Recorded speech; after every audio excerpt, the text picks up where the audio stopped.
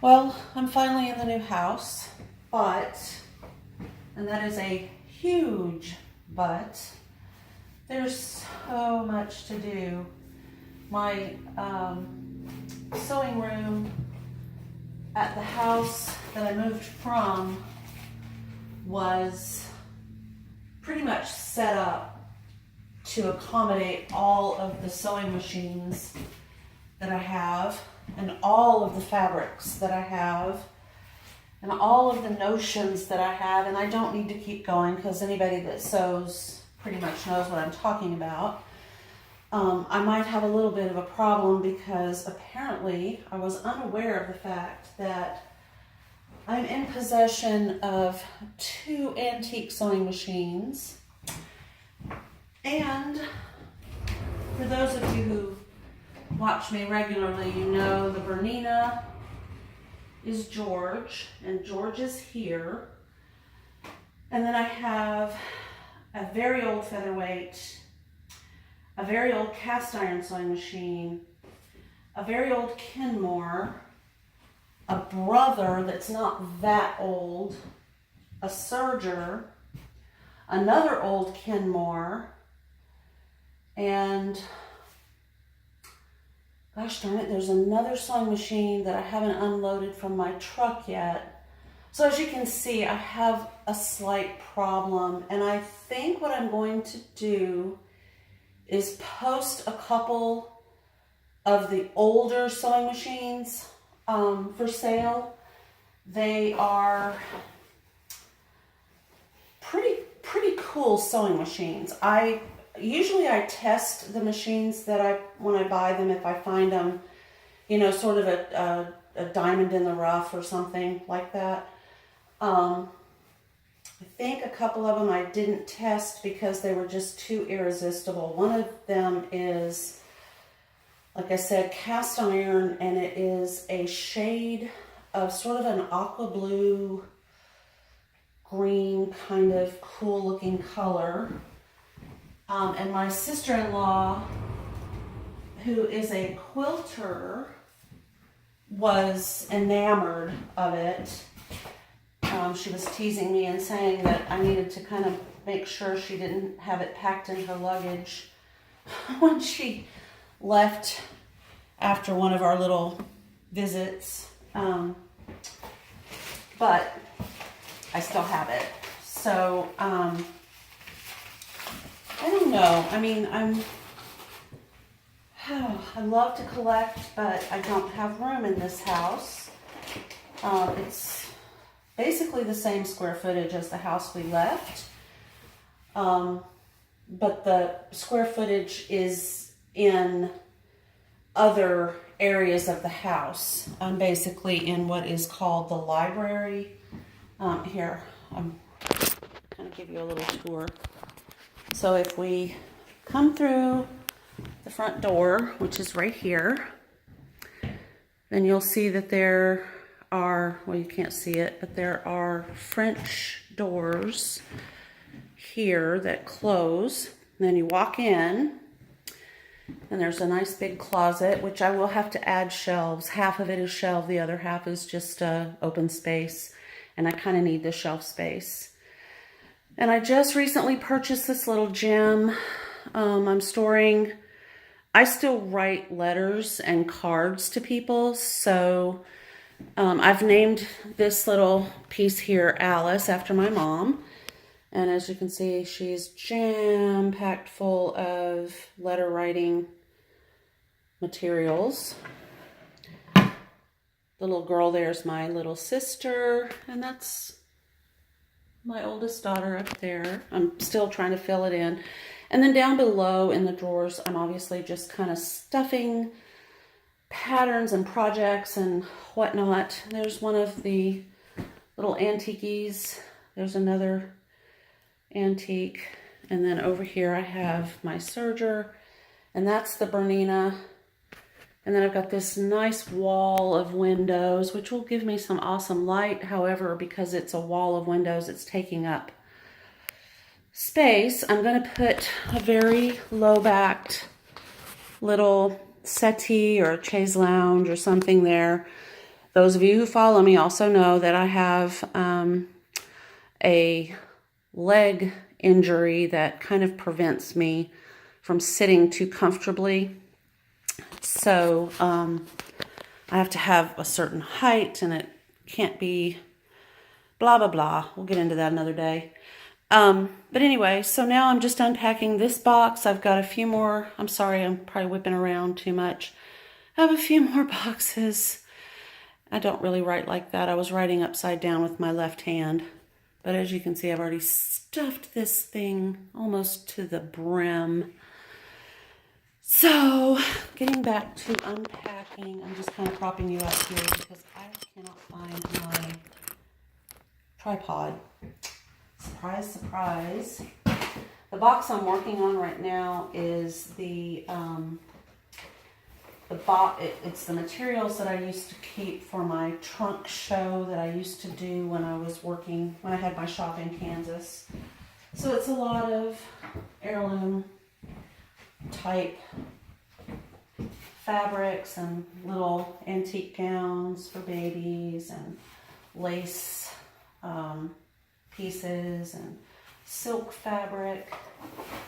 And I don't really want it to hang out in this cardboard box very long. That's just not very good for this type of fabric.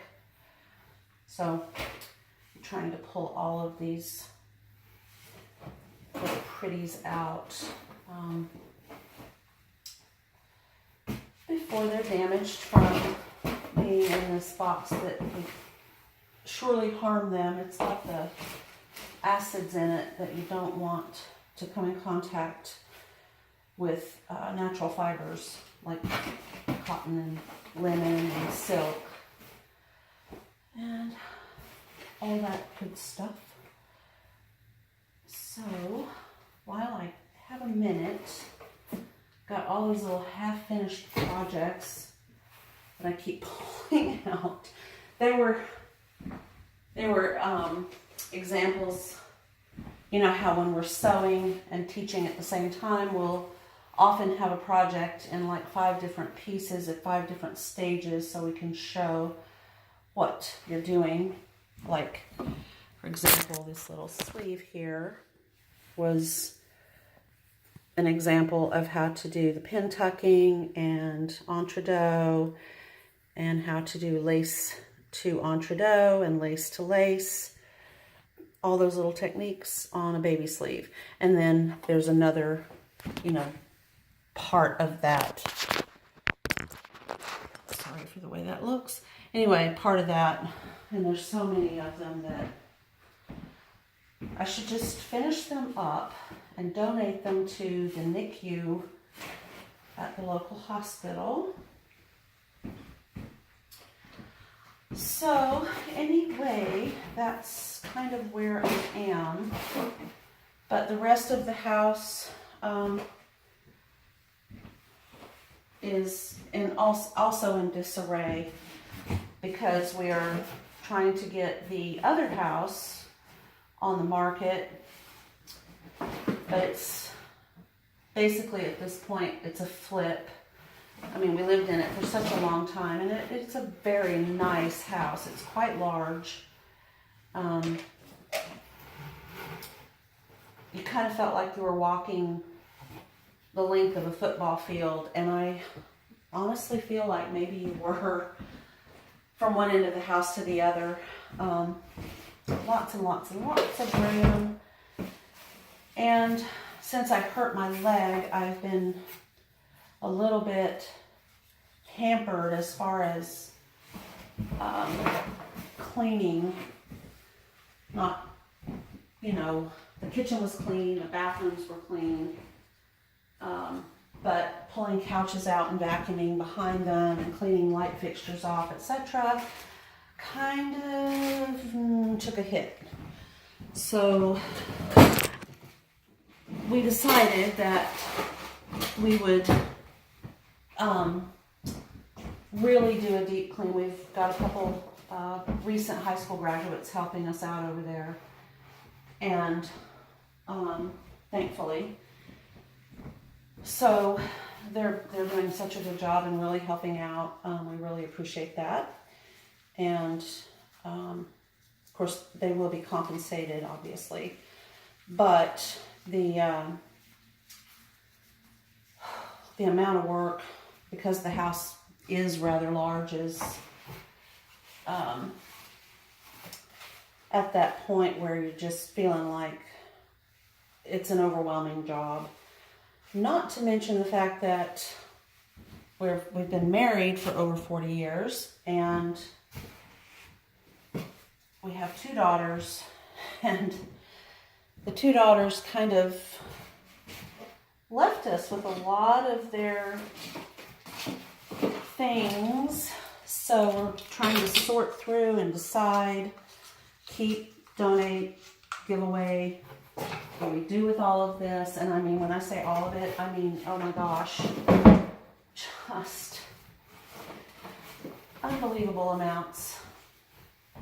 But my main goal, after I get this house unpacked and pretty much put away the way I want it, I have to decide, do I limit myself to one hobby, sewing, or can I include my paint studio somewhere? I know I don't want to do it, I don't want to set up my paint studio in here for obvious reasons. I am kind of a messy painter, to be honest with you, but oh my, do I enjoy it.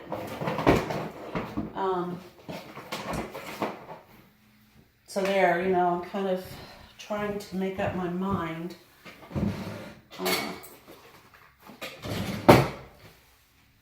I have a very large deck, but obviously you can't sit out on the deck when it's 30 degrees outside and paint.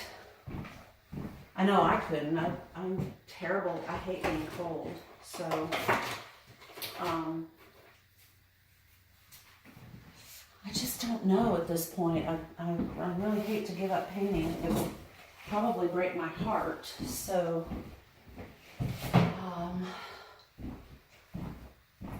I'm kind of using this video as an opportunity to sort of bounce the idea around. If anybody has any ideas,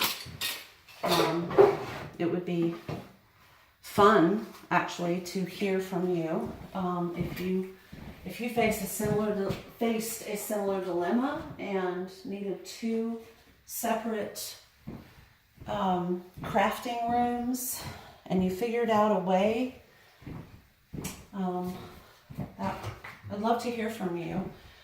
I don't want to cut this room in half either. I kind of had that one mental idea in the middle of the night one night that I could just literally right down the middle, but it is almost the first room you see when you walk in the house, and I think it would just look really funny and goofy, especially with French doors there. I don't know. And then, of course, my bedroom is, not where I want to be doing my crafting. So, just sort of trying to figure it out as I go along. I think that's going to fit there, maybe on the bottom shelf. No, it won't close. Okay. Put that in the closet then and hit that another day. But the one thing I have learned in this process of moving, because we will be doing it again in about 5 years, we will be, I think I can put this over here, selling this house and making a final move, God willing, to Alabama. If at that point we are healthy enough to make that move, that would be fantastic. Perhaps, we would have an opportunity to employ a moving company instead of trying to do all of it ourselves. I don't know, that would be a scary thought. 2,000 something miles away from Washington. But in any case, the process of culling out the things that we no longer use or need has it's exhausting, to say the very least. I don't really know a delicate way to say it, but I'm basically saying don't hang on to stuff. Insert the word you prefer. Don't hang on to stuff that you're not looking at all the time. And the reason I say that is not so much for you or your benefit, but the people that care about you and love you are going to, at some point, whether you believe this or not, get saddled with the job of taking care of things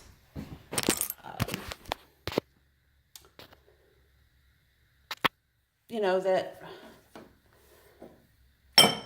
sorry, I didn't want to make that clangy noise, but I did. Well, let's just speak frankly here. If I were to pass away and my husband were to pass away, our poor children and their husbands would then be required to, and I'm walking you through my house, I'm sorry. And yes, there is a giant washing machine in the middle of the floor. They would be required to kind of go through that and, pick through it and deal with it. And I just don't know if I think that's very fair.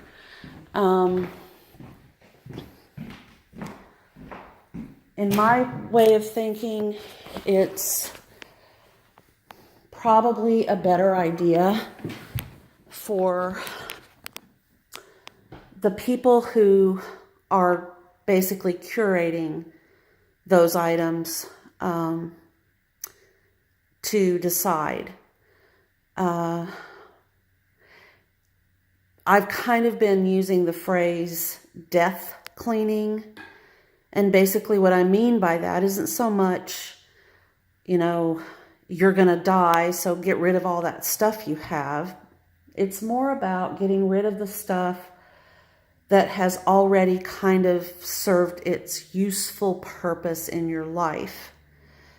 I am horrified that I have got, and I'm not even remotely exaggerating, currently, and I'm still going through them, I have over 50 boxes of photographs.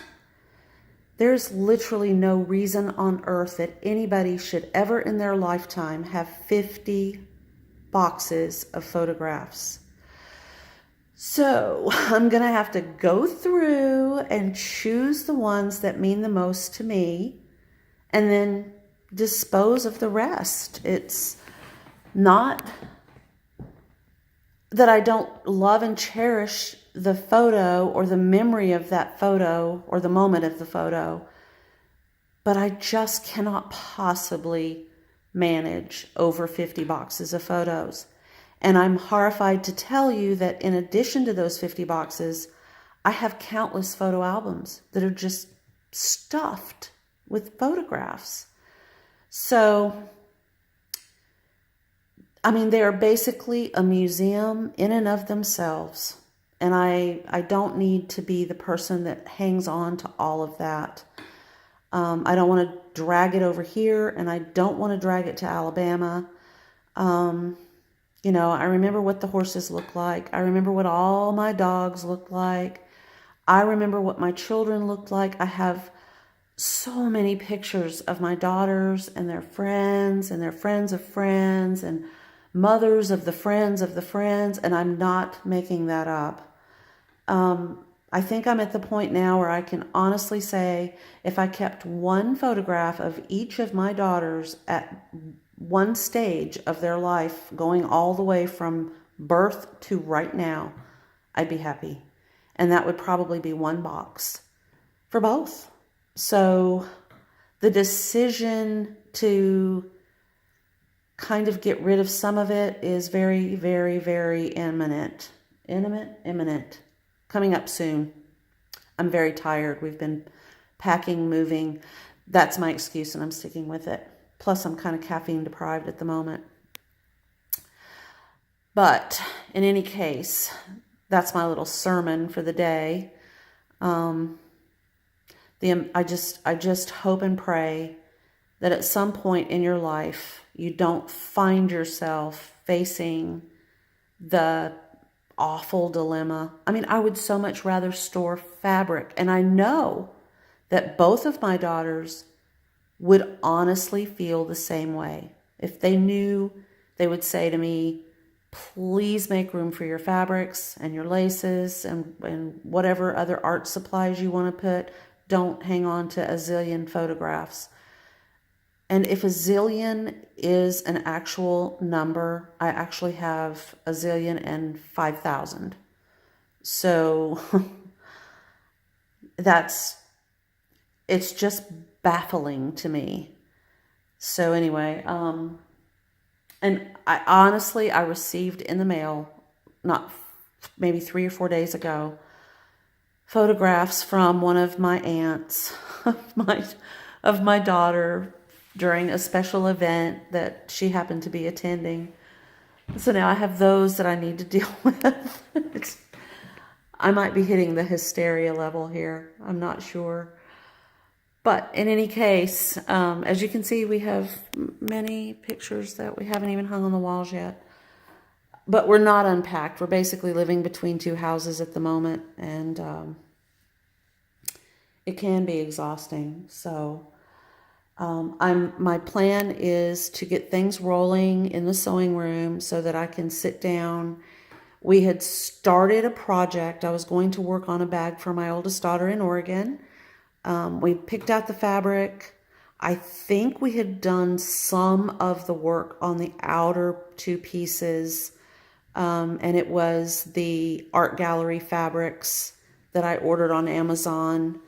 I don't think I've uploaded that video yet. And the reason I didn't is because my computer was in the process of being dismantled and boxed. So as soon as the dust settles and I'm able to, we're going to hit the ground running on that bag. I'm just desperate to sew something. And that's the next project. It's not even here at this house yet. If it is, it's probably in a box in the garage that hasn't been brought into the house. I haven't run across that one yet. Or it could be that box that's in the bottom of that closet in the sewing room. That could be the box. I might have set it aside for that reason. But anyway, I appreciate each and every one of you. I hope that you're able to do some sewing, and I will still answer questions, so feel free to message me. Don't forget to check out my Facebook page. It is Laurie's Heirloom Sewing. Gosh, it's been so long since I've even looked at it. Laurie's Heirloom page. I look at my page every day, but I can't remember what I named it. Laurie's Heirloom page, I believe. Yeah, we'll just leave it at that. You can always leave a comment below and I can link it to you once the video uploads. I'm going to attempt to do that from my phone to my YouTube channel. I'm not holding my breath, but we'll see what happens. In any case, have a wonderful Sunday afternoon. We're kind of rounding into mid-June. It is still cold here in the Pacific Northwest. Today, I think we topped out at 63 degrees. And I know that in Alabama, it was a hot 92 and muggy. So I feel very, very sorry for you guys. I know you want some rain. I pray you get a little bit, not a whole lot. And happy sewing. Thank you again.